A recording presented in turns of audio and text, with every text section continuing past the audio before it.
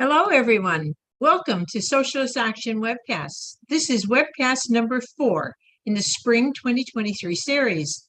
My name is Elizabeth Bison. I'm the Federal Treasurer of Socialist Action and member of the NDP Socialist Caucus Steering Committee. We acknowledge that this event is taking place on Indigenous lands across Turtle Island, known as North America. That includes the unceded territories of the Mississauga of the New Credit, the Wyandot, and the Haudenosaunee people, in a place called Toronto. Today, I'm speaking to you from Jamaica, where the indigenous Taino and Arawak-speaking people began arriving here 4,000 years ago. They were wiped out by European colonial powers. We join in the fight for justice, recognizing that there can be no real reconciliation without restitution. That entails seizing the assets of the big resource corporations and returning them to the commons. Tonight's topic is What is Trotskyism? Featuring Barry Weisletter, the Federal Secretary of Socialist Action. He is based in Toronto. This webcast will examine the ideas of Leon Trotsky, who alongside Lenin was the co-chair of the Russian Revolution in 1917. What is the contemporary relevance of Trotsky's theory, strategy, and political practice? For about 40 minutes or so, Barry will summarize the main elements, and then, of course, we will go into the Q&A. So keep your questions coming, comrades. So, without further ado, let's welcome our speaker, Barry. Oh, no, I'm sorry. I think I should give him an introduction first. I'm sure there's somebody out there that doesn't know Barry. Oh. Okay, so just in case there are, Barry is a union organizer, writer, editor, teacher, and Federal Secretary of Socialist Action. He is the chair of the NDP Socialist Caucus. He has been a delegate to almost every federal and Ontario NDP convention since 1971, and has frequently been a delegate to Ontario NDP Provincial Council. And he was also elected as a Thornhill Ontario NDP candidate since September 2011. But of course, his nomination was undemocratically rescinded. His speech at Vancouver Convention in June 2011, Socialism is a rocket, able to defend the S word in the NDP federal constitution. Yeah, we can't say it out loud. We just say it's the S word. For 20 years, Barry was president of the Toronto Substitute Teacher and was elected 3 times to the Ontario Public Service Employees Union Executive Board and subsequently to the Ontario Secondary School Teachers Federation, OSSTF. He is a leading member of the Cross Country Workers' Action Movement and of the Municipal Social Alliance in Ontario, who, by the way, is running a candidate for mayor. So now I can say, welcome, Barry. Well, thank you very much, Chair, and good evening, comrades and friends. In answer to the question, what is socialism? James P. Cannon, a pioneer of the revolutionary workers' movement in North America, famously said this: socialism is both a political program and a political movement to achieve it. So then, what is Trotskyism? Simply put, Trotskyism is modern-day revolutionary socialism. The aim of this talk is to summarize its main component parts. Let's begin with, who was Leon Trotsky? Lev Davidovich Bronstein, better known as Leon Trotsky, was a Ukrainian-Russian Marxist political theorist and revolutionary politician. Born in 1879 to an affluent Ukrainian Jewish family in Yanovka, present-day Beryslavka in Ukraine, Trotsky embraced Marxism after moving to Nikolaev in 1896. In 1898, Tsarist authorities arrested him for revolutionary activities and subsequently exiled him to Siberia. He escaped from Siberia in 1902 and moved to London, England, where he befriended Vladimir Ilyich Lenin. In 1903, he stood between Julius Martov's Mensheviks and Lenin's Bolsheviks when the Russian Social Democratic Party split. After it, he was again arrested and exiled to Siberia. Once again, he escaped and spent the following 10 years working in Britain, Austria, Switzerland, France, Spain, and the United States. After the 1917 February Revolution ended, the Tsarist monarchy, Trotsky returned to Russia. En route, he was arrested by the British in Halifax and held there for 1 month. And you can visit his jail cell in the Citadel at Halifax.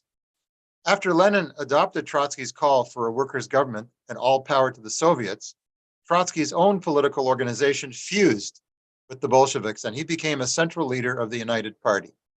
He was chairperson of the Petrograd Soviet in the Revolution of November 1917 that overthrew the provisional government. Trotsky first held the post of Commissar for Foreign Affairs. He was directly involved in the 1917-1918 Brest-Litovsk negotiations with Germany as Russia pulled out of the First World War. From March 1918 to January 1925, Trotsky headed the Red Army as People's Commissar for Military and Naval Affairs and led the Bolshevik victory in the Russian Civil War of 1917-1922. He became one of the 7 members of the first Bolshevik Politburo in 1919.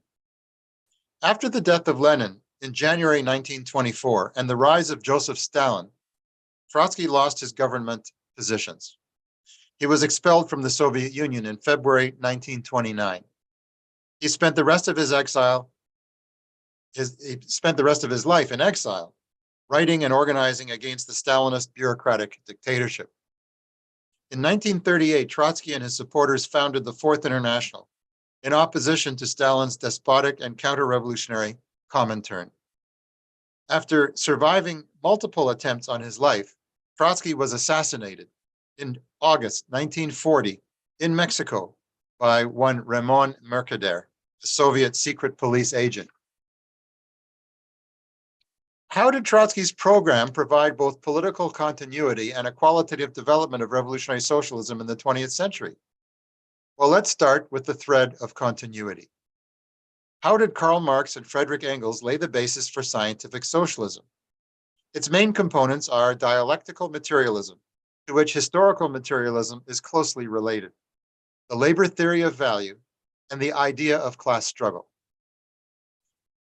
In contrast to George Wilhelm Hegel, who emphasized the idealist notion that human reality is dependent on the mind's perceptions, Marx developed dialectical materialism. The materialist view emphasizes that the world of concrete reality shapes socioeconomic relations, and those in turn determine socio-political reality. Whereas Hegelians blamed religious alienation for societal ills, Marx and Engels concluded that alienation from economic and political power, coupled with exploitation and poverty, was the real culprit. Marx and Engels thus explain not only why the world is the way it is, but also what action should be taken to change it.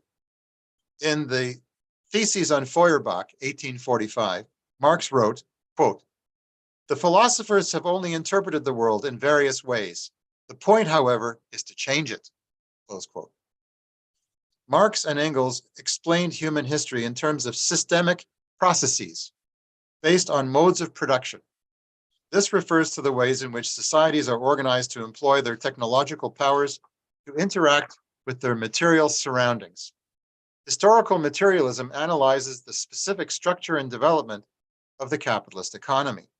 It shows how competition leads to the accumulation of wealth in fewer and fewer hands. It shows how the anarchy of capitalist production leads to overproduction of useless things, repeated recessions, depressions, and the destruction of the natural environment. For his part, Engels applied a dialectical approach to the natural world in general, arguing that contemporary science increasingly recognizes the necessity of viewing natural processes in terms of interconnectedness, development, and transformation. This includes such factors as biology, geography, and ecology. The labor theory of value explains that the sources of all labor are nature and labor. Sources of all wealth are nature and labor. Human labor, which springs from nature, transforms raw materials into means of existence, food, clothing, shelter, etc. The appearance of a social surplus, starting with the Neolithic or agricultural revolution over 10,000 years ago, led to the rise of classes and the state. In class-divided society, surplus value is the value produced by the labor of workers in excess of the wages they are paid. Under capitalism, the bourgeoisie seeks to minimize wages and to maximize private profit. When profits rise at the expense of wages and social amenities, it represents a rise in the rate of exploitation. The battle between the main contending forces in society over the surplus value generated by labor is what we call the class struggle.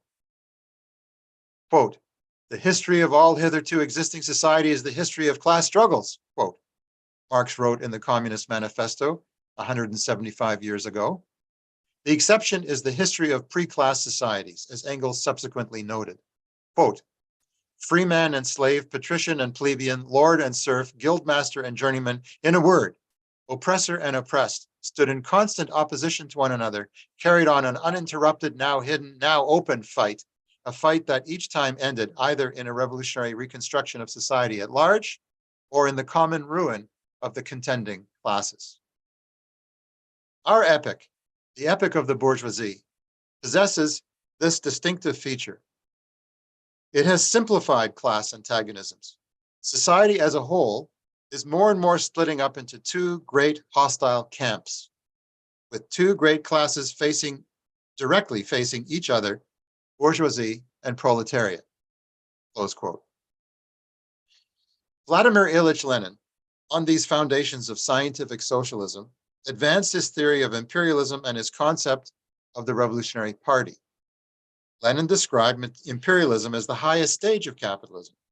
Its main characteristics include the transition from free competition to monopoly production, the shift to the export of capital by the super rich, as opposed to the export of commodities, and 3, the division of the world between the great powers.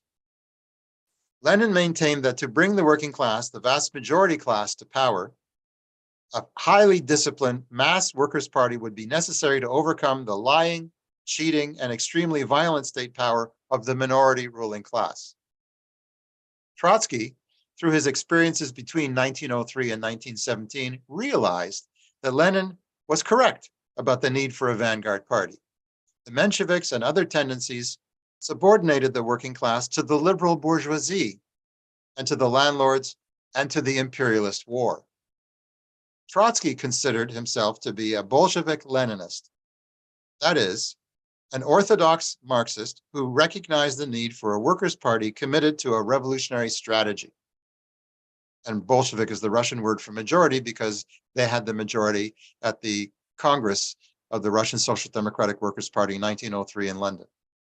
Trotsky's politics differ radically from those of Joseph Stalin and Mao Zedong. Most important are his rejection of the theory of socialism in one country and his call for an international permanent revolution. Revolutionary socialists echo Trotsky's opposition to Stalinist totalitarianism, advocate political revolution in bureaucratized worker states, and argue that socialism cannot sustain itself without workers' democracy. The permanent revolution concept maintains that the countries dominated by imperialism are stunted. They are deliberately underdeveloped by foreign capital. The domestic capitalists are tied by 1,000 chains to their imperial overlords, unable to develop their economy free from super exploitation, unable to stop the drain of resources and profits. They are subordinate to those above them, and they are fearful of the workers and farmers below them. They are incapable of decisive action for economic and political independence. Thus, the bourgeois democratic tasks in underdeveloped, exploited countries can be fully accomplished only through the establishment of a workers' state. That inevitably involves seizing big capitalist property. Thus, the accomplishment of bourgeois democratic tasks, including industrialization and democracy, become the job of the working class. Although identified with Leon Trotsky, the call for a permanent revolution is first found in the writings of Karl Marx and Friedrich Engels in March 1850, in the aftermath of the 1848 revolution across Europe, and in their address of the Central Committee to the Communist League.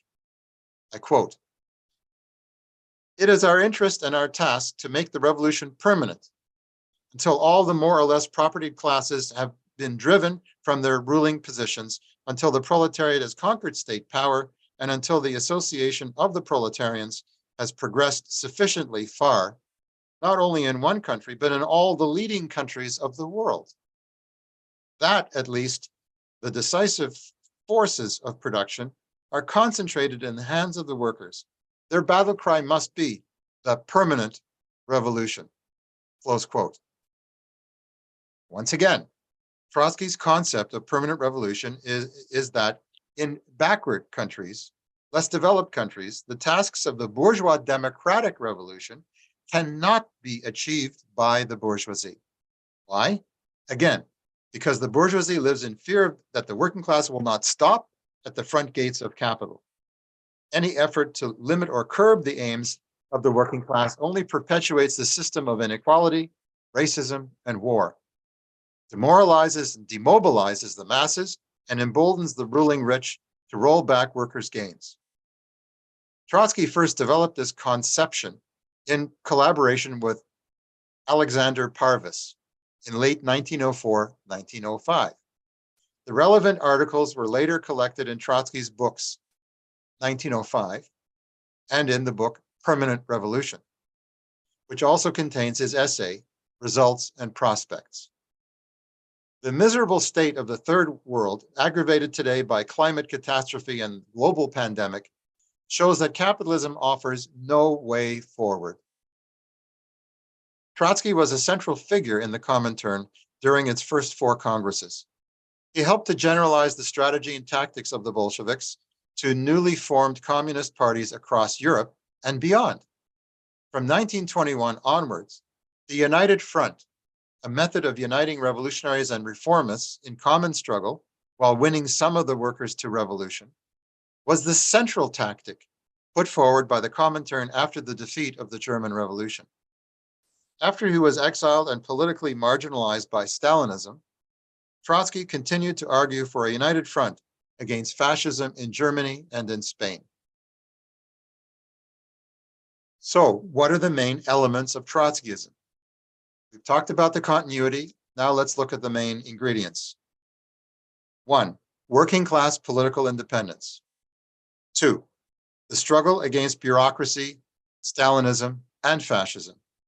3, the tactic of the United Front. 4, permanent revolution. 5, world revolution. 6, the necessity of a revolutionary workers' international.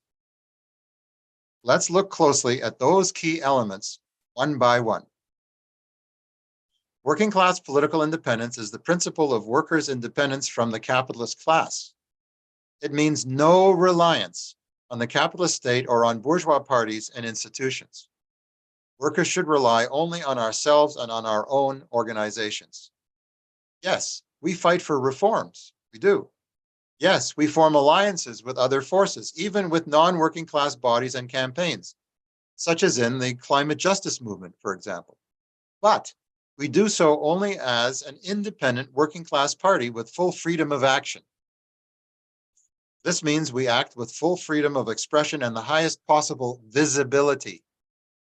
In the words of the manifesto, quote, "The communists disdain to conceal our views." Close quote. Even when defending oppressed nations headed by bourgeois governments from imperialist intervention against them, Trotskyists place no political confidence in the parties or institutions of capital. We say imperialist hands-off oppressed nations, but we never give political endorsement to bourgeois governments, not even to left nationalist regimes like the one in Venezuela. The struggle against bureaucracy is many-faceted. In class society, Burdened by deep inequality and alienation, bureaucracy is inherent in the division of labor, including inside the Labor Party, inside the labor movement. Capitalism fosters tension between mental and physical labor. It is necessary to combat bureaucracy consciously by limiting the wages of bureaucrats to the average wage of workers, by instituting accountability, recall of officials, bottom-up authority, and by promoting the direct participation of the masses. Unlike left reformists, Trotskyists don't seek to join the bureaucracy. We seek to abolish it. Stalinism, notwithstanding the name, is not just about one very bad actor. Stalinism is the term that applies to the counter-revolutionary privileged bureaucracy that seized power in the Soviet Union in the 1920s. It triumphed due to the isolation and poverty of the world's first workers' state. Its adaptation to capitalist rule globally undermines the existence of the workers' states. The cure for Stalinist rule is political revolution to restore workers' control over the planned economy, to rebuild a pluralistic socialist democracy. Fascism is a term that liberals and left-wing populists tend to use rather carelessly. They often equate fascism with ultra-conservative forces. They try to justify support for liberal capitalist parties as a lesser evil. The way to stop Stephen Harper or Pierre Poilievre, they say, is to support Justin Trudeau's Bay Street liberals. To stop Trump, they say, support the Wall Street Democrats. Fascism, however, is something distinct and different from right-wing conservatism. Trotsky was one of the first to explain that fascism is a mass movement of petty bourgeois reaction, the middle layers ruined by capitalist crisis. This movement is used to crush labor and the left when the prospect of socialist revolution arises. Doug Ford is not a fascist. Trump is not a fascist. Bolsonaro in Brazil is not a fascist. Fascism is a mass murder machine. It outlaws, jails, and kills leftists and labor leaders by the tens of thousands. Fascism is the last resort employed by capital to stop a socialist revolution, to stamp it out completely. And if a socialist revolution is not on the agenda, you're not going to see a fascist bid for power. The corporate elite prefers parliamentary rule over fascism. They prefer a fake democracy over a conservative military dictatorship, much less fascism. Why do they prefer that? Because those regimes are very costly and very risky. The ruling class risks losing everything by mobilizing the enraged and ruined petty bourgeoisie, what Trotsky called the human dust of society. But the question remains, how to destroy the seeds of fascism which are inherent in capitalism given its entrenched racism, sexism, and homophobia. One task is to counter-demonstrate against the far right, to implement the slogan, smash racism, no platform for fascists. And we have a banner that says exactly that. The ultimate answer to the evils of the present system is the mobilization of the working class for socialist solutions to the multiple crises of world capitalism. The answer is working class unity in action, led by a revolutionary workers' party that is active on many fronts. Such a response is increasingly urgent in our times. How do the revolutionaries go from being a small minority to commanding the allegiance of the majority of the working class? The United Front is one means. Revolutionaries aim to unite in common action with a wide array of workers and popular organizations where it is possible to agree on at least one issue, on one set of demands, while respecting the right of one and all to present their own general views. The United Front maximizes the power of a relatively small and divided left. It enables us to appeal to wider layers of the working class. It allows different tendencies on the left to present their ideas in an open dialogue and to test them side by side in the field of political practice. Permanent revolution is the means by which the working class fulfills the tasks of the bourgeois revolution and completes the transition to a socialist democracy. But this process cannot be fully achieved in one country alone. While the workers' revolution begins locally and captures power nationally, it can achieve socialism, which is, after all, a post-scarcity society built on great wealth, only on a global scale. Economic interdependence, not only to mention the threat of internal counter-revolution and foreign intervention, impose on the working class the need for international solidarity and for a world revolution. To coordinate the efforts of socialist workers globally, the necessity of a Revolutionary Workers' International is evident. What is Trotskyism today, in the year 2023? It is not a hair-splitting sect that seeks ideological purity. It is not sectarian abstention from struggle exhibited by some so-called Trotskyist groups. Trotskyism today is the anti-imperialist united front. It is exemplified by boycott, divestment, and sanctions against the Israeli apartheid state. Self-determination for Palestine is another feature. Hands off Venezuela and Syria, again. No war with China. Canada out of NATO. Cancel the new fighter jets and weapon sales to Saudi Arabia. Destroy all nuclear weapons, starting with those in the USA and the EU. It is manifested in the workers' action movement. Socialist action, together with anarchists, independent radicals, and left social democratic workers, launched the workers' action movement about 12 years ago. WAM fights concessions bargaining and fights for union democracy and mass job action. Like we're seeing in the Public Service Alliance of Canada strike, which is ongoing now. WAM organized mass pickets at major postal plants in 2018 after Trudeau imposed strike-breaking legislation on the Canadian Union of Postal Workers back then.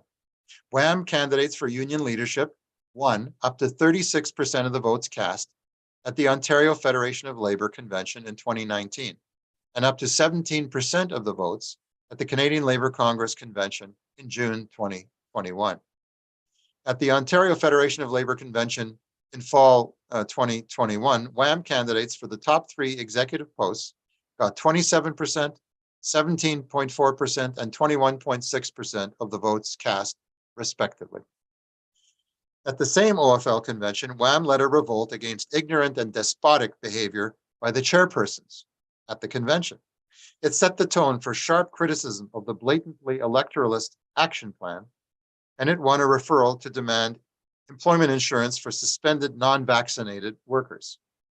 As the major organized opposition to the pro-capitalist labor brass, you'd think WAM would enjoy the active support of the rest of the left, now wouldn't you? Sadly, that was not the case. Groups like Fight Back, the International Socialist, Spring Magazine, Socialist Alternative, CPC-ML, Courage, and Socialist Project were absent or invisible. They declined to endorse WAM. They were asked. They said no. However, one opponent of SA was visible at the convention, the Communist Party. So, what did the CP say? And now I quote from their Facebook page. Quote, "The ultra-left and the labor movement has seized the mic, so to speak, and its leadership slate repeatedly calls for immediate and unlimited general strikes. Of course, the political strike weapon is critical. But as we know from the 1976 National Day of Protest and the 1996 Metro Days of Action, even a one-day general strike requires months of outreach, engagement, and organization. Reducing class struggle to empty sloganeering and rhetoric is a failed tactic that isolates the left from the mass of the labor movement and allows the right wing to consolidate itself by masquerading as a credible alternative." Close quote. Well, we know very well that the mass job action requires months of organizing. But it begins by workers demanding general strike action, not by voting for the opponents of mass action, not by backing the fake action plan of the OFL, as supporters of the CP did.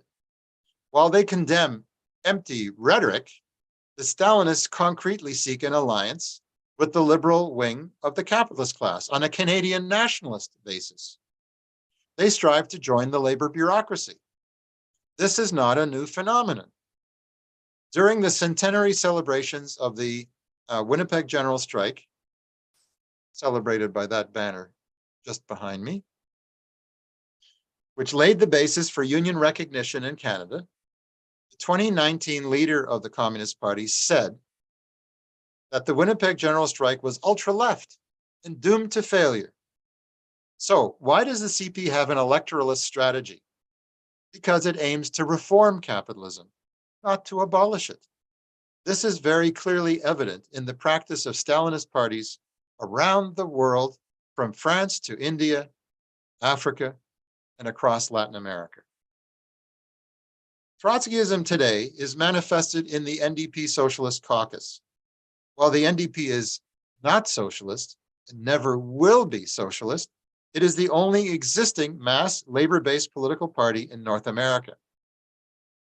Its 3 million voters, its 150,000 plus members, and hundreds of thousands of affiliated union members represent a break with the parties of Bay Street. The conflict of interest between the working class base and the party's pro-capitalist officials make the NDP a field of struggle for the revolutionary left. Socialist Action works with an array of leftists in the NDP to raise the red flag, to fight for a workers' agenda there. We do not leave the advanced workers in the NDP to the tender mercies of the pro-capitalist, pro-imperialist bureaucracy. At the same time, SA does not put all its eggs in one basket. Socialist Action is active mostly outside the NDP. Its policy concerning the NDP is the same as Lenin's in relation to the British Labour Party a century ago. 1% support, 99% criticism. At the OFL convention, together with WAM, Socialist Action campaigned for unions, quote, that engage in class struggle, including mass job action, rather than reliance on capitalist politicians and elections, close quote. Those who misrepresent the policy and practice of SA do so to cover up their own sectarian abstention from the struggle for a workers' agenda. I mentioned the slogan, "No platform for fascists and racists." It represents both an appeal for a united front anti-fascist mobilization, and it underscores Trotskyist opposition to reliance on the capitalist state, its cops, and its courts. We oppose Ottawa's decision to outlaw the Proud Boys, the Base, Atomwaffen Group, and such organizations. We oppose Trudeau's invocation of the Emergencies Act in 2022 against the racist anti-vax convoy. Why? Why do we oppose these things? Because such laws are inevitably used against the left, against Palestine solidarity and anti-Zionist boycott campaigns, for example. The alternative to reliance on the capitalist state is the direct mass action mobilization of labor and the left against the alt-right. That's the way to deal with them. Want more examples of the United Front tactic applied by Socialist Action? Okay, you forced me to say. In 2022, SA helped to create coalitions of socialist candidates running for city council in Vancouver, in Toronto, in Peel, in Ottawa, and beyond.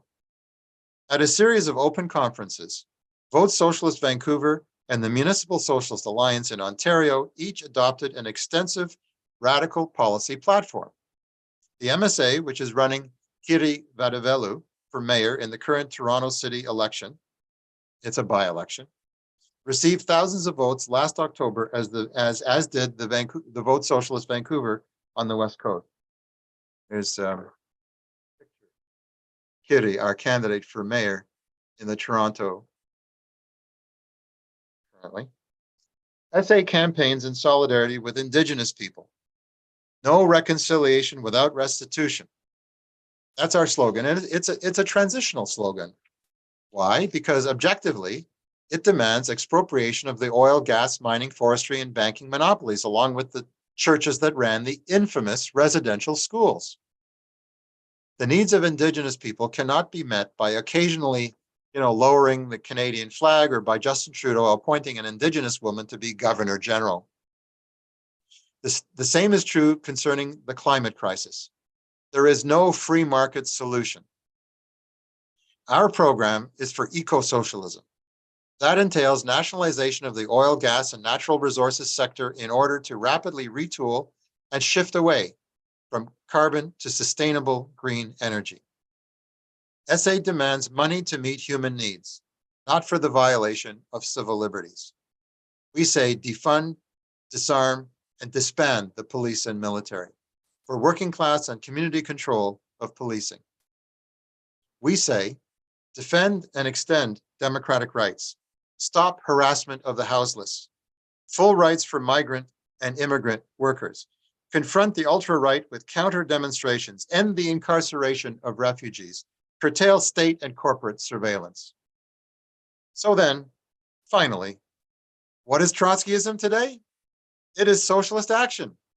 Socialist action is committed to building the indispensable mass working class revolutionary party with the fullest democracy in debate and the firmest unity in action. And if you agree, there's really only one thing to do. Join us. Thanks very much. I look forward to the questions and discussion. Okay, thank you very much, Barry. So now I'm going to go to our technical producer for the first three questions. Bearcat? Yep. Thank you, Barry. So the first three questions goes as follows.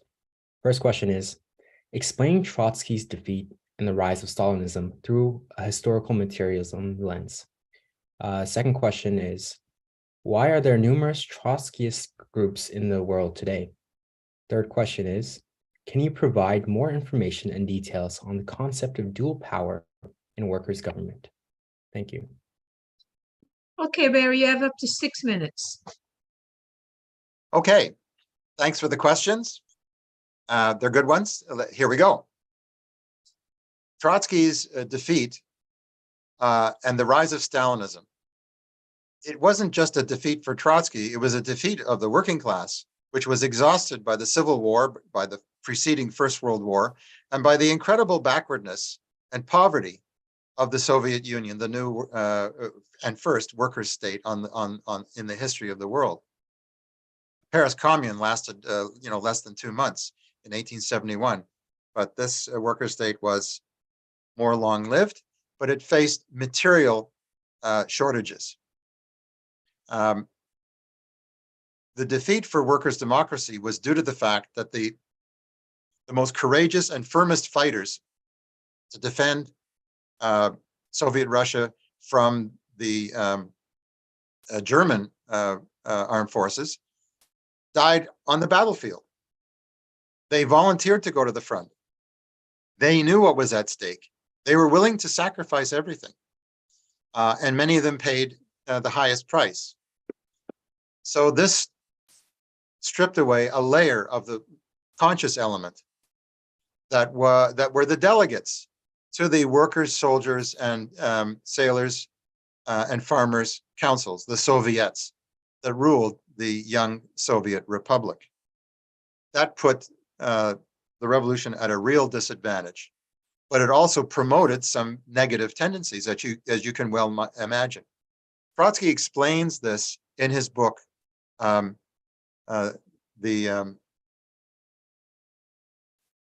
it's about the Russian Revolution, the bureaucratization of the Russian Revolution.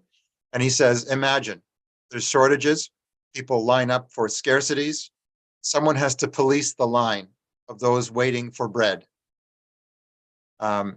Those who police the lines, the long lines, they must be offered some material incentive in order to do that work.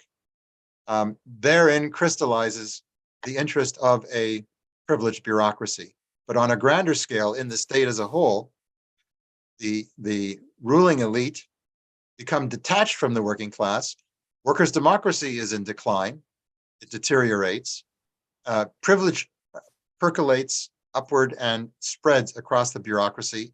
In order to eat and survive, you have to join the party, and the party is no longer the democratic multi-tenancy party that it was before and during the early years of the revolution. So these are the historical materialist realities that take into account and explain the rise of Stalinism.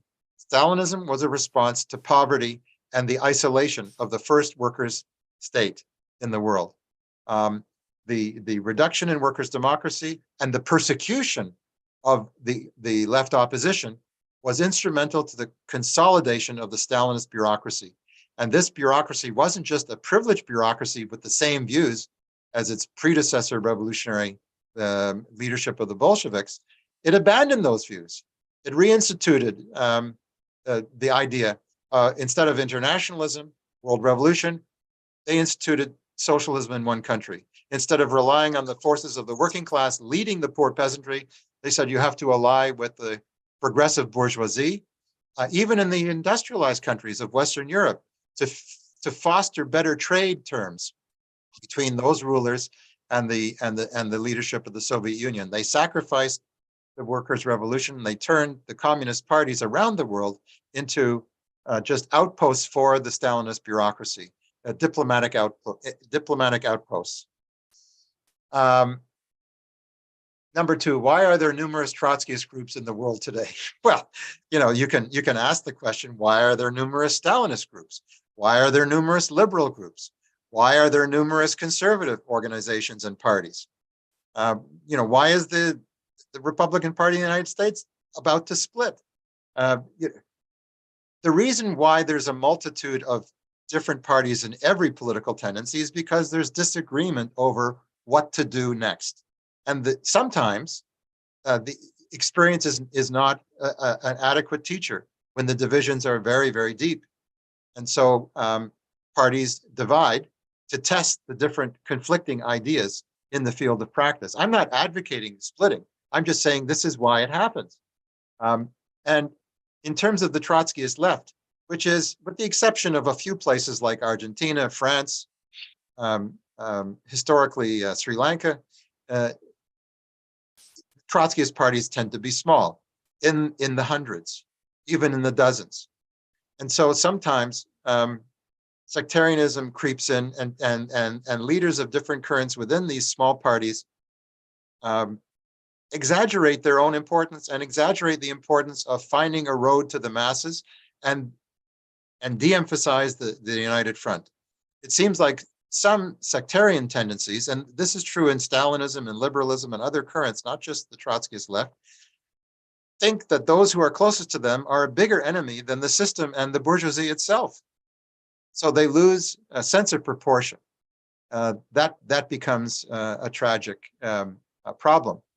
So there are numerous Trotskyist groups in the world because there are major differences on how to go forward, and because some Trotskyist organizations, like some anarchist groups and some liberal groups and some social democratic groups and many Stalinist organizations, lose contact with the working class. They become isolated and they debate like within an echo chamber. We have to guard against that. That's why it's important, and Socialist Action considers it of prime importance, that we have a working class orientation, that we stay connected to the roots of our party in the working class. Our party began really with the Russian Revolution in 1920-21.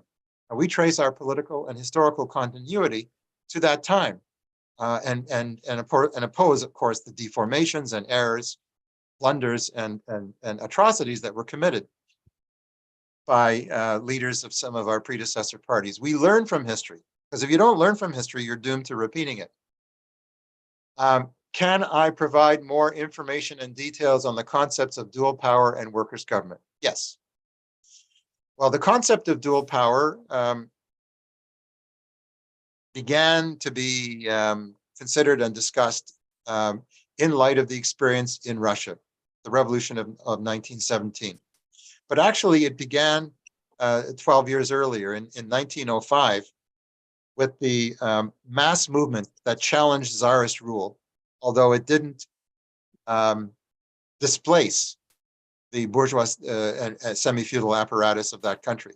Instead, you had the formation of two organized camps, not just parties, but society gave up, manifested new forms of organization. Workers' councils took shape.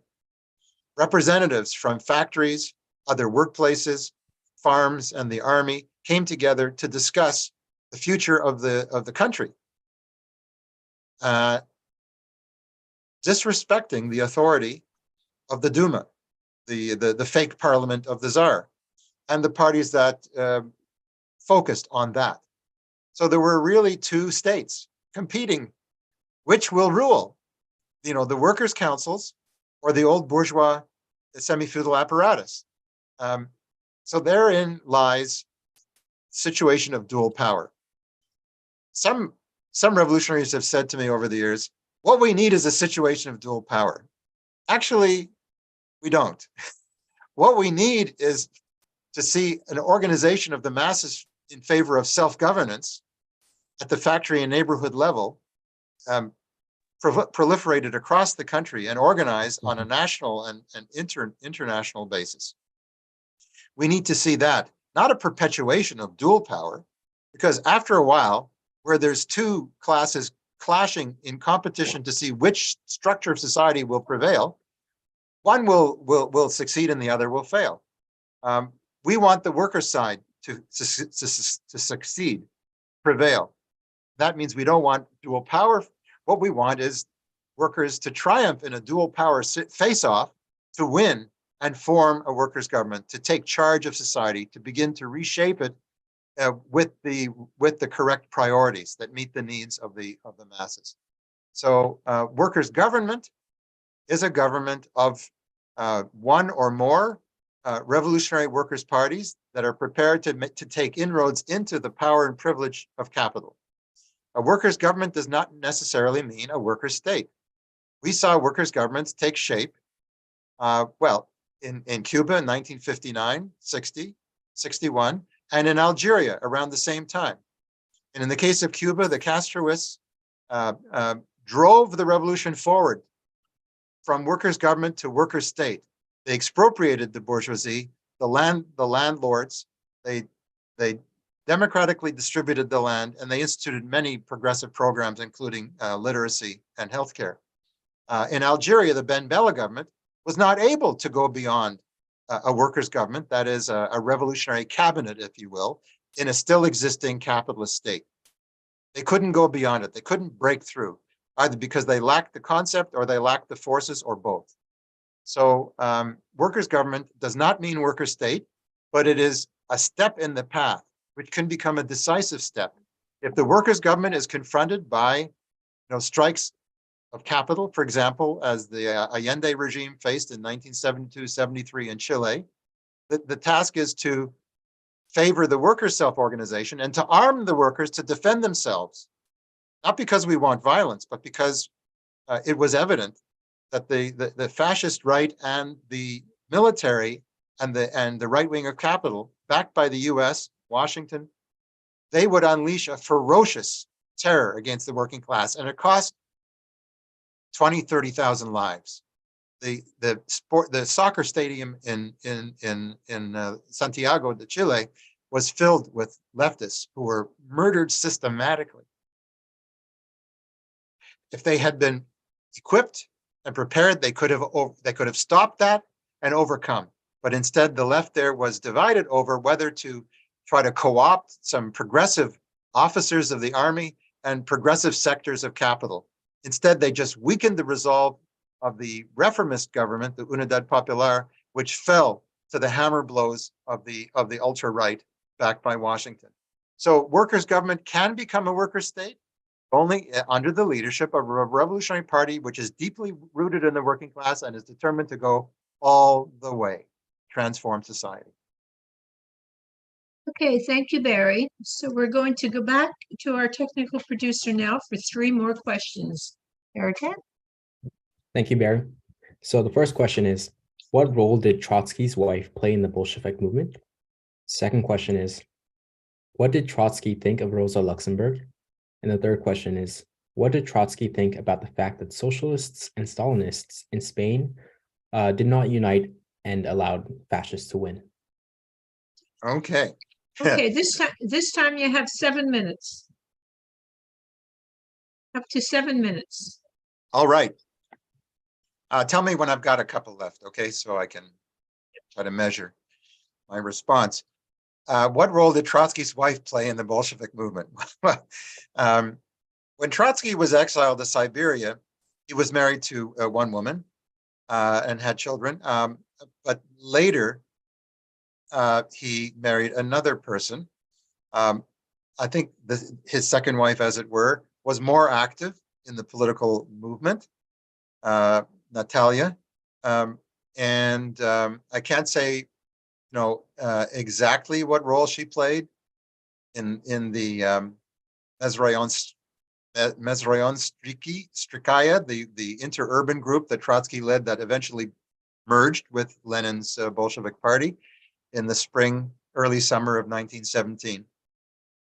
But she was with Trotsky right through to the exile in Mexico. In fact, one of the first attempts on Trotsky's life, the famous Mexican painter, oh God, what was his name? I'll think of it in a moment, led some murderers with machine guns and they sprayed the bedroom. But Natalia and Trotsky hunkered down under the bedclothes or even under the mattress to save their lives. So she faced the risks as did he. He was later, assassinated by the blows of someone who was trusted by the household, who came in ostensibly to interview him for a publication or for him to check some writing that he did. And instead he pulled out a pickaxe and planted it in Trotsky's brain. Natalia was there at the time. If you go to Coyoacan, you can see the residence of Trotsky and his family, and he had at the time a hut with little white rabbits. He loved to take care of them, to feed them carrots, and to take care of his garden, as well as to write and to correspond with no, it wasn't Diego Rivera. Someone just put in the chat. It was another famous Mexican painter. I'm sorry, I can't remember the guy's name. David Siqueiros. David Siqueiros. That was who tried to assassinate Trotsky before the fatal blows were struck. Okay, but that's of marginal importance. So Trotsky's relations and wife in the late days were very political people. Number two, what did Trotsky think of Rosa Luxemburg? He thought the world of Rosa. He defended Rosa. He said to Stalin, who lavished empty praise on Rosa Luxemburg as a hypocrite, he said, "Hands off Rosa Luxemburg." This was one of the great essays that Trotsky wrote, and you can read it in his collected writings in the 1930s. Forget the exact year. And why did he say hands off Rosa Luxemburg? Because Stalin claimed that Rosa was a follower of his and that she was in line with the Marxist movement, which he defiled and distorted and bent out of shape. Rosa Luxemburg was for workers' democracy, for party democracy. She went to jail for her views against World War I. She was assassinated by a government led by Social Democrats, Scheidemann and Nosk, after the end of World War I and the Versailles Treaty. She had nothing in common with Stalin's reborn reformism and repression. Absolutely nothing. What did Trotsky think of Rosa Luxemburg? Well, pretty much what Lenin did. And that is, they loved Rosa, but disagreed with her on the national question. So whereas the Bolsheviks and Trotsky considered that it's important to strive for national liberation. In the case of Poland, for example, now Poland was a country that had been torn apart on a regular basis between Germany and Russia. And the Polish people had been frustrated in their desire for national self-determination. Rosa Luxemburg, in her analysis of Polish society, she was a Polish Jew.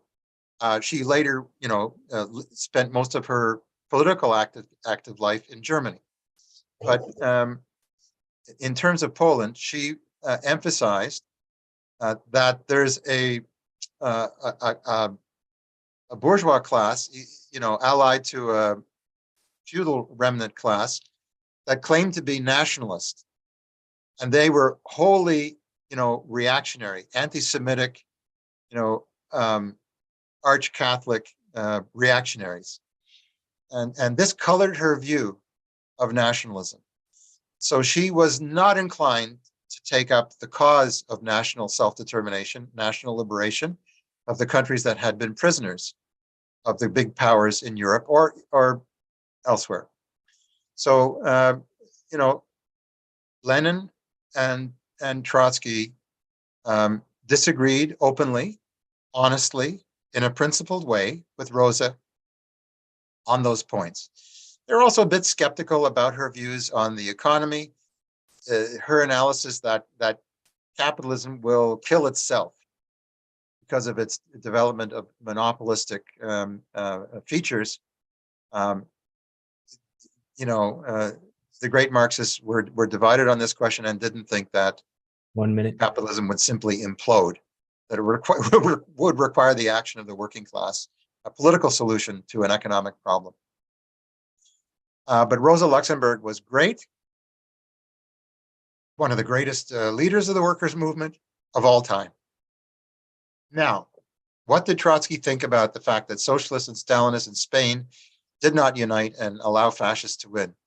Well, he thought that was the most horrible thing that would change the course of human history for the negative.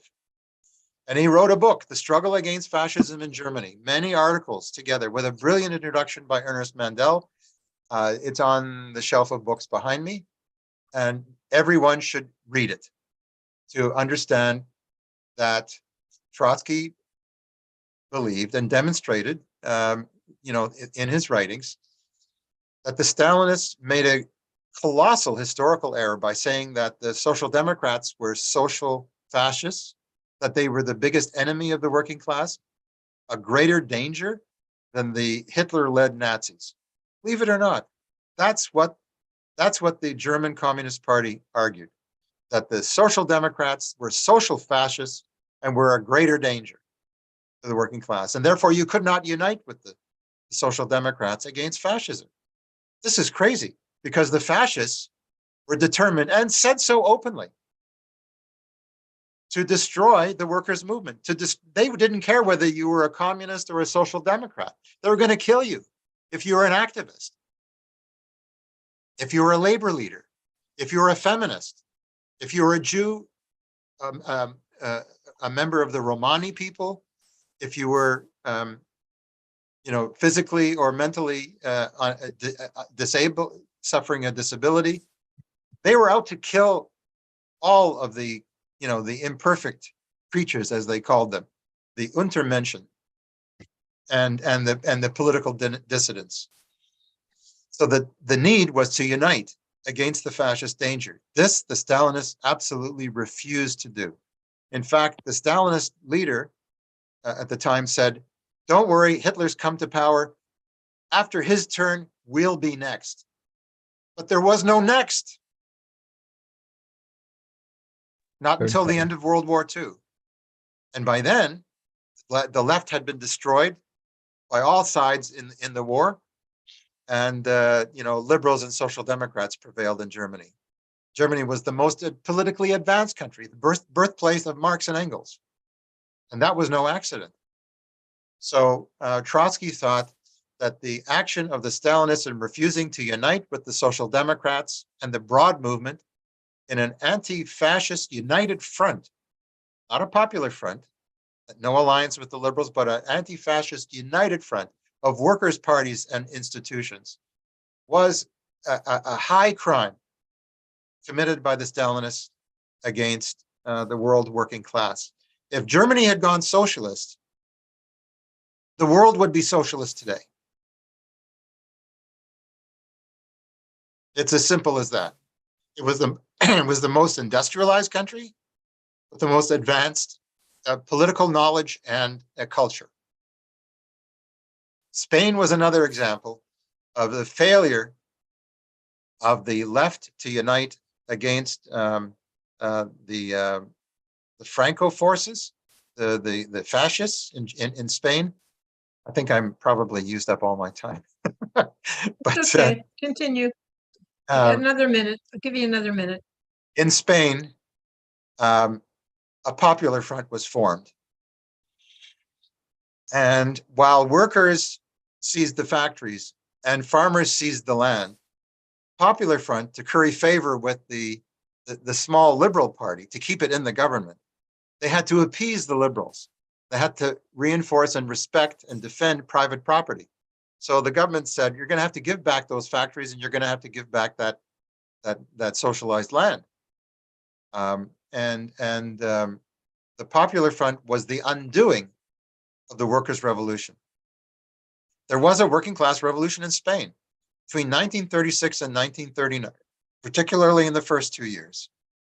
The revolution spread across the Iberian Peninsula, and workers were in a position to conquer.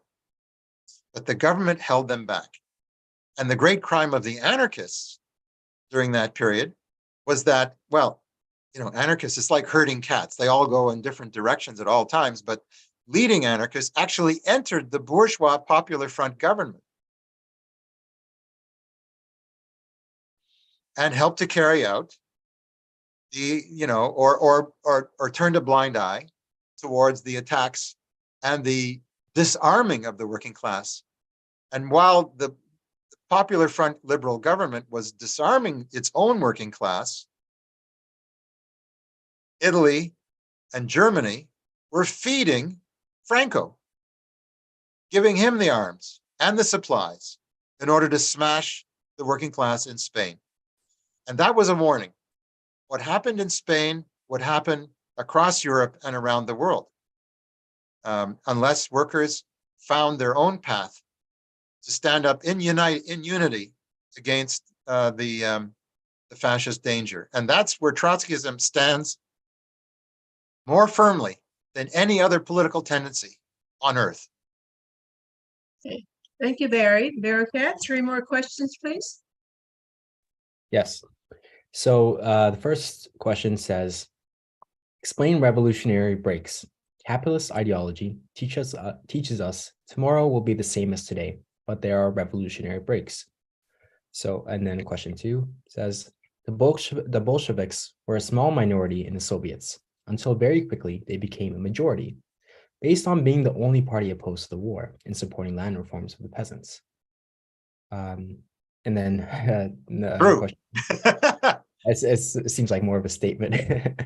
Yeah. And then number 3, why did Trotsky's call for defense of the Soviet Union as a worker state why did Trotsky call for the defense of the Soviet Union as a worker state until his death, despite crimes of Stalinism? Okay, very good. Okay, so you have 7 minutes. Okay. Well, revolutionary break. This is about the relationship of class forces. I believe the question is aiming at an explanation for why things change rapidly. What was that expression? I heard it a lot recently. It was attributed to Lenin. Sometimes, time moves very slowly, and it takes years. But sometimes, in a week, years happen. Things speed up. Concentrated agitation and action. Why does this happen? Well, because it can be explained only in a materialist framework. Contradictions accumulate, and people become increasingly dissatisfied. But not only dissatisfied, it's not enough to be dissatisfied. People organize against the causes of their dissatisfaction, and they go through experiences. They suffer repression. They learn that this tactic works better than that tactic.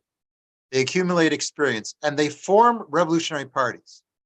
And this happens in every country.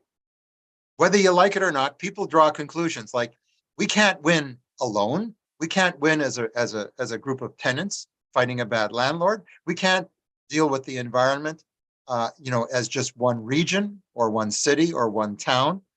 We need cross-country and international action. It has to be coordinated and it requires leadership. So those experiences create a situation where the old ideology that tomorrow will be the same as today is no longer true, because tomorrow comes and the air crackles with electric energy. It is pregnant with revolution. It's only the presence or absence of leadership that determines whether an attempt will be made to break with the system. But sometimes these revolutionary breaks are partial and they're betrayed. France, May, June 1968. It began with a revolt of students against the dress code and authoritarianism in the education system in France, and it spread to the working class that occupied the car factories and all the major means of production because of inflation and lagging wages and dissatisfaction, and France's participation, although in a secondary capacity, with the war in Vietnam. It all just came together, and there was a general strike. Students and workers together demonstrated, marched in their millions.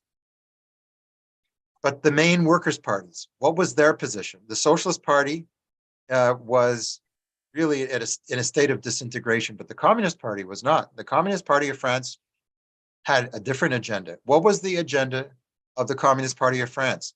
Elections! We need new elections. Not that the power should go to the workers organized in councils, in the factories, in the neighborhoods, together with the students at Nanterre and other university campuses. No, they wanted an election because they thought the Communist Party would gain votes in that unsettled situation and they could form a government. What kind of government? Would it have been a workers' government? It would have been a reformist workers' government, probably in an alliance with liberal political parties. So they told the workers, and they influenced millions of workers. They were a mass party, not so much today. They told them, go back to work, pick up your tools, and demand an election. That killed the movement.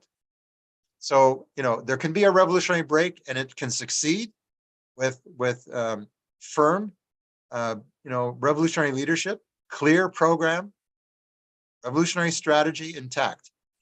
It can be betrayed if the revolutionaries are not strong enough and have not yet won decisive sectors of the working class under the influence of reformist parties to the revolutionary camp. To win the revolution, you have to win the masses. There's no shortcut. It's not a matter of planting a few bombs. You have to actually win the masses where they work and where they live. Okay, there are revolutionary breaks.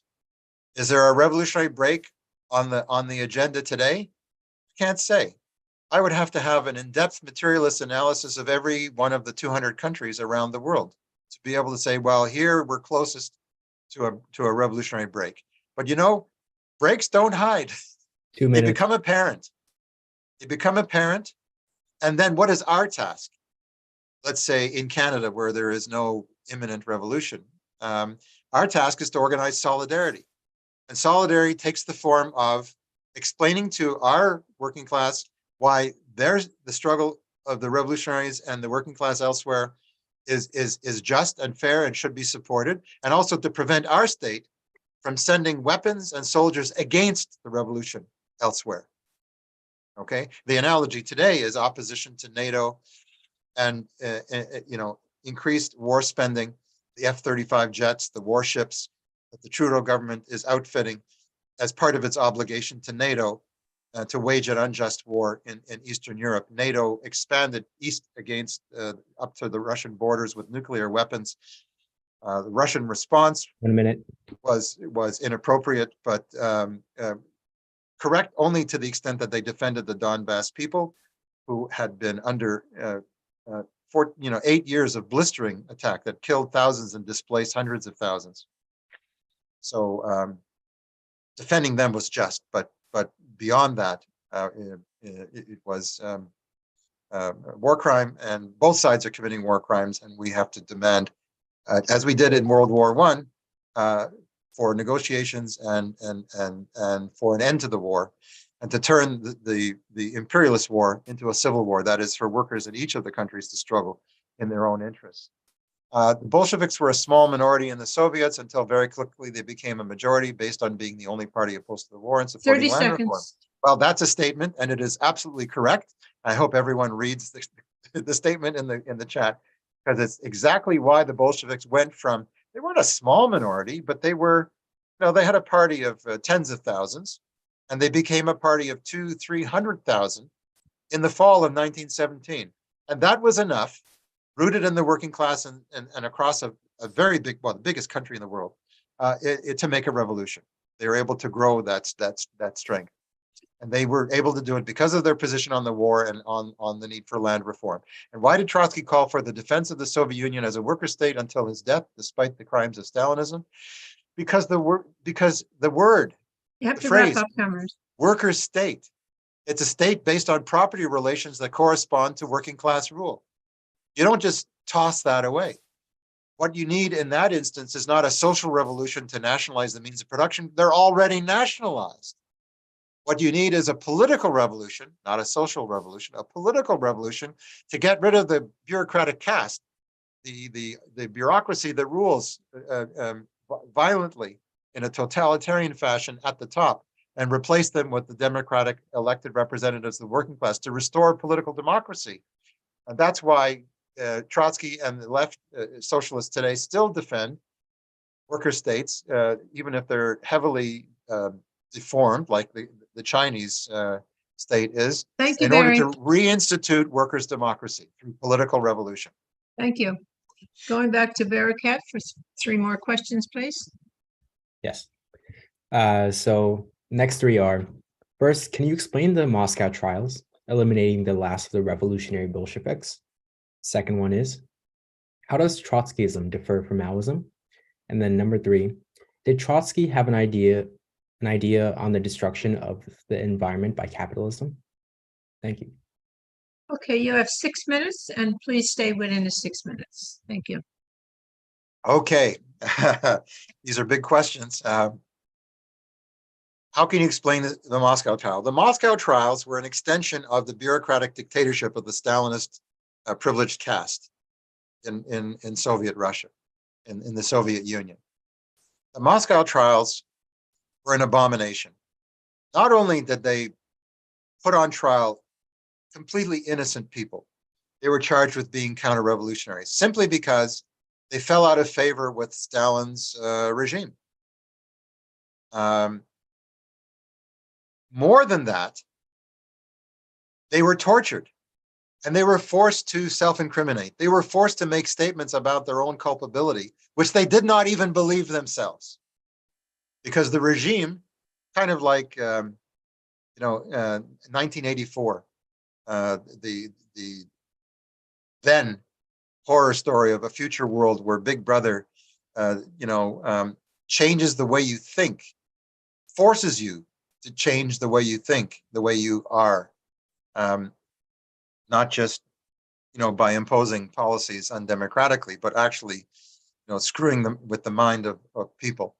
That's what the Moscow trials were. And the explanation is Stalin regarded all of the surviving members of the Russian Revolution, the top cadre, the leadership, he regarded them all as his mortal enemies, as a threat to his rule. And why? Because Stalin was, as Trotsky explained in his biography of Stalin, and as his name, the prophet, Deutscher, Isaac Deutscher explained, Stalin was a very second-class thinker. He was allergic to intellectual discussion. He was afraid of a challenge, a political challenge from knowledgeable people. He was always envious and sought to maneuver his way to the top using his organizational skills and his capacity to isolate and vilify opponents who stood in his way in terms of power. And because of Russia's isolation and poverty, he was able to advance despite being an intellectual mediocrity. So the Moscow trials destroyed a whole layer of leadership that threatened Stalin intellectually as well as politically. How does Trotskyism differ from Maoism? Well, Maoism is a branch of Stalinism. Maoism holds completely to the Stalinist idea of socialism in one country. It holds, it adheres completely to the idea of revolution by stages, that most of the world is not ready for socialist transformation. So the working class, through its parties, must ally with the progressive bourgeoisie and form an advanced national democratic government. The Chinese flag has these 4 stars. They represent, the working class, the peasantry, the petty bourgeoisie, and the national bourgeoisie. That's what these stars in the flag represent, the popular front. And in that arrangement, even though the working class and the poor farmers are the most numerous classes, they will subordinate their interests to the national bourgeoisie in order to maintain that front, that united, that so-called popular front. Even to this day, in the People's Congress, you have the so-called representatives of the capitalist class. But nowadays, unlike in the 60s and 70s, now there's a big billionaire class in China. So the Maoists are responsible for China's further degeneration, because Mao didn't build on workers' democracy. He crushed workers' democracy. Oh, you remember the Cultural Revolution? The great proletarian cultural revolution? It wasn't great, it wasn't proletarian, it wasn't culture, and it wasn't a revolution. 4 big lies that Maoism imposed on billions of people. Maoism is simply revarnished Stalinism as applied to China and countries where the Maoist camp has influence. But when China was the first government to recognize the Pinochet regime in Chile after the coup in 1972. They said, "Oh, it's just diplomacy. We recognize whoever." But the other tendencies in the world workers' movement thought that was pretty scandalous, and that's because China subordinates everything. Its leadership, its Stalinist leadership, subordinates everything to its perceived self-interest and the building of socialism in one country at the expense of the working class struggles everywhere else. So Maoism is Stalinism, and it is counter-revolutionary, anti-democratic, opposed to workers' democracy, does not allow debate, factions, does not allow national liberation, and does not allow self-expression in China or wherever the Maoists have political influence. 3, did Trotsky have any ideas on the destruction of the environment by capitalism? Not enough. Actually, Marx had spent more time on the question. And there are a number of books by the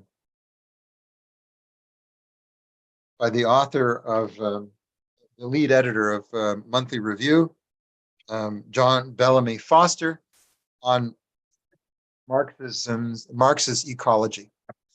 But keep in mind, though, that the Soviet Union, after its formation in 1917, 18, 19, had the most advanced scientific establishment. And they did look at the impact of industrialization on nature. 30 seconds, Barry. I'm sure Trotsky was aware of that. He just didn't write a lot on the question. we must admit. But his method, though, is essential to advancing an eco-socialist strategy for the future in Okay, terms of thank you. political organization. Okay, so we're going to go back to Barakat for the last round of questions. Barakat? Yep. So I have three more questions. First one says, or asks, it seems Trotskyism has historically been strongest in both English-speaking countries and in Latin America. Assuming this is correct, is this due simply to the historical coincidence of where Trotsky lived and organized, or are there other reasons? And then the second question asks, what did Trotskyists think of the revolution in Nicaragua? And the final question asks, why have Trotskyists been more successful at gaining representation when operating inside of larger labor or socialist parties or in broad left coalitions, but they seldom lead? Okay, Okay, Barry, you have 7 minutes. Keep it Okay, within now I 7 see the questions. They weren't in the chat a moment ago, but thank you. 7 minutes, Barry. Okay, why does it seem Trotskyism has been strongest in both the English-speaking countries and Latin America? Well, actually, Trotskyism was historically strongest in Sri Lanka. It controlled the commercial mercantile union. It had the LSSP was a mass party. Unfortunately, it entered into Popular Front governments, so it broke with Trotskyism. But Trotskyism is very popular in that country. Trotskyism was a major tendency in Vietnam, but basically the Ho Chi Minh Stalinists crushed, jailed, persecuted, and killed many of the Trotskyist leaders who were elected to city councils and, were a national party of some considerable importance in Vietnam, at least up through, the 40s and 1950s. Not so much in Africa, although the Trotskyists were strong competitors with the African National Council and the documents that it featured. So there was a significant Trotskyist movement in South Africa. There were important Trotskyist tendencies in Israel, but they were sidelined by the maneuvers of the Stalinists, who, together with Moscow, favored the formation of the Zionist apartheid state because they thought they could again advance their own cause in elections. So the Stalinists rode a wave of some popularity that marginalized the Trotskyists in that country in the Middle East. They suffered heavy repression in Egypt and Syria. They had significant parties there. After the fall of the Shah of Iran in 1979, Trotskyists held mass meetings in Tehran of tens of thousands. There was a leader, Babrak, I believe his name was, but they had difficulty translating the popularity of their ideas into a stable organization. Latin America, without a doubt, Trotskyism is very, very well known, very popular in Argentina. The reason why some people say it's strongest in the English-speaking countries is because they're English-speaking and they live in English-speaking countries. And they know that Trotskyism is represented by 2 or 3 relatively large organizations in Britain, even in Ireland, and had a major political party in the United States, the Socialist Workers' Party, which played a leading role in the movement against the war in Vietnam in the 60s and for women's right to choice on abortion. Again, following United Front principles. Unfortunately, the Socialist Workers' Party went off course, and that's a topic for another occasion. So it might seem strongest in the English-speaking countries, but actually it's stronger in the French-speaking countries and the Spanish-speaking countries, and in countries of Asia as well at different times. So I would challenge the assertion implied in the question. By the way, the Trotskyist organizations in Britain have spread to other countries, and they have in most cases, a wretched position on the national question, which was steeped in Anglo-chauvinism towards the Irish struggle for freedom. They denounced the IRA and its bombing campaigns of decades and decades ago, but they did so in such a way as to imply support for the United Kingdom and the state. And they've applied that same error of Anglo-chauvinism and hostility to national liberation in relation to Palestinian cause, in relation to Quebec and Indigenous people in Canada. There's one group in particular, I'm not going to name names, which considers that Indigenous people really don't want national self-determination. This is an outgrowth of that wretched tendency. 2 minutes. What did Trotskyists think of the revolution in Nicaragua? We supported it. The Sandinistas, three tendencies in the field, united, overthrew the dictatorship that had been backed by the United States.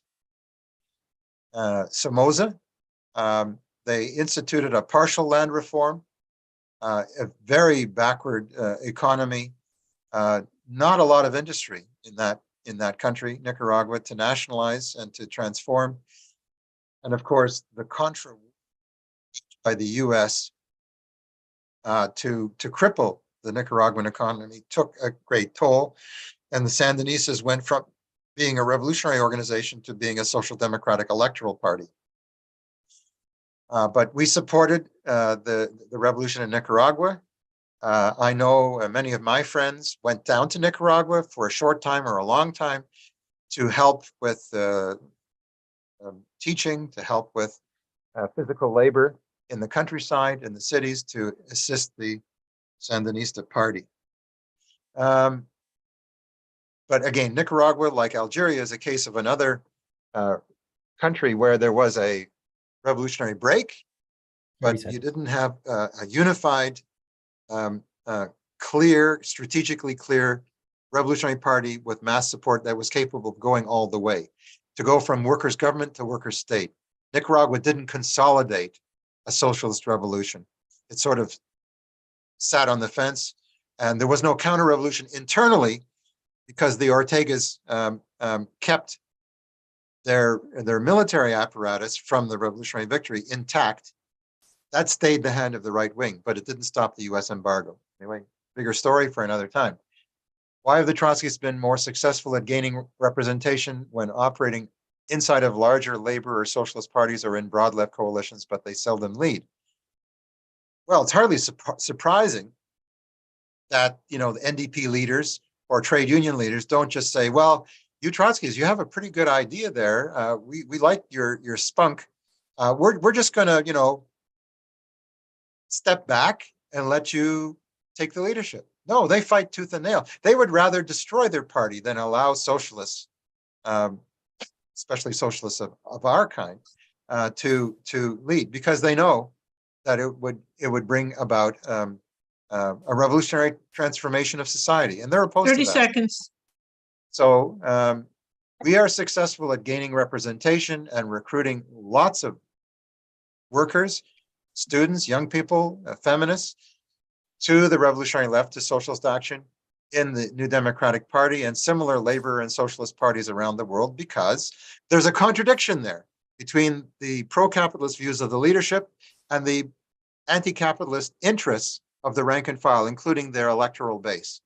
And we seek to address that contradiction and to agitate for the interests of the base against the leadership. And evidently, it is successful, because we speak to the felt needs of people, and they take seriously our ideas, and they join us when they see that democracy is crippled in the NDP, as happened, recently in British Columbia, where Anjali, the insurgent candidate, was on the verge of winning the leadership of the BC NDP, but was disqualified even from running, and that led to the coronation of Dave Eby, a former cabinet minister. People see that that's grossly undemocratic, and we're right to criticize it, and they're joining the Socialist Caucus to do something about it.